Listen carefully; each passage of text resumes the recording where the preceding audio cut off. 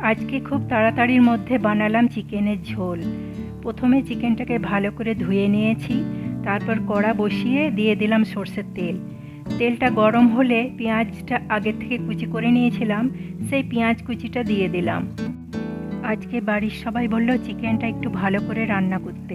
ওরা তো বলেই খালাস, কিন্তু চিকেনটা যদি দেরি করে আনে তাহলে টাইমের মধ্যে কিভাবে ভালোভাবে রান্না হবে।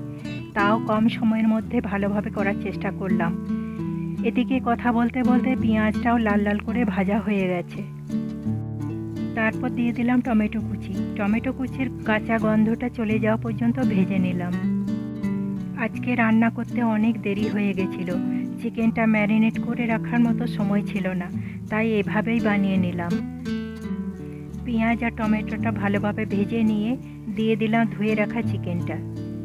আজকে আমি আমার মতন করে রান্না করেছি, চিকেনটা ম্যারিনেট করে রাখিনি, কিন্তু এভাবে করলেও চিকেন রান্নাটা দারুণ টেস্টি হয়।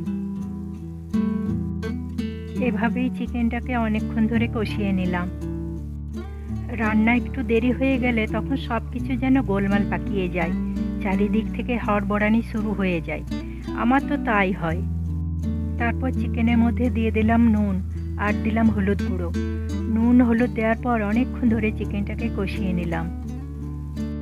যতক্ষণ না চিকেনের একটা কাঁচা গন্ধ চলে না যায় ততক্ষণ ধরে চিকেনটাকে ভালোভাবে কষাবো। অনেকক্ষণ ধরে কষিয়ে নেওয়ার পর তারপর দিয়ে দিলাম বাটা মশলা। এই বাটা মশলার মধ্যে আছে আদা, রসুন, পেঁয়াজ, ধনে, জিরে, শুকনো লঙ্কা, মৌরি, এলাচ, লং, দারুচিনি সব একসঙ্গে পরিমাণ মতো নিয়ে বেটে নিয়েছিলাম। তারপর কিছুক্ষণ নাড়াচাড়া করে ঢাকনা চাপা দিয়ে দিলাম।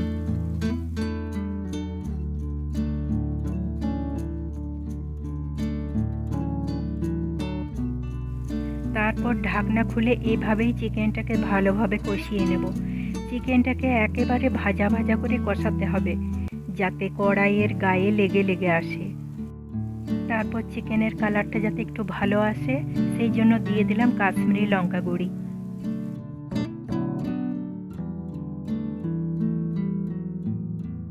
আবার ঢাকনা চাপা দিয়ে ভালো করে কষিয়ে নিলাম। এর মধ্যেই ছেলে এসে বলল, মা দারুণ গন্ধ বেরিয়েছে তো, আমার খিদে পেয়ে গেল যে। আমি বললাম, দাঁড়া দাঁড়া, একটু ওয়েট কর, এক্ষুনি হয়ে যাবে। তার আগে তুই তো স্নানটা সেরে আয়, স্নান সেরে আস্তে আস্তেই হয়ে যাবে। যা যা, এক্ষুনি যা, ছেলে তো আর তর্স হয় না দেখছি। ছেলে গেল স্নান করতে, আর এদিকে আমার মাংসটাও ভালোভাবে কষানো হয়ে গেছে, কড়াইয়ের মধ্যে ভাজা ভাজা হয়ে লেগে যাচ্ছে। এইরকম ভাজা ভাজা করে কষিয়ে নিলাম। তারপর দিয়ে দিলাম গরম জল। গরম জল দিলে চিকেনটা খেতেও টেস্টি হয়। তারপর চিকেনটাকে ভালোভাবে নাড়াচাড়া করে নিলাম। আবার ঢাকনা চাপা দিয়ে কিছুক্ষণ ফুটিয়ে নিলাম। তারপর চিকেন রান্নাটা একদম রেডি হয়ে গেল।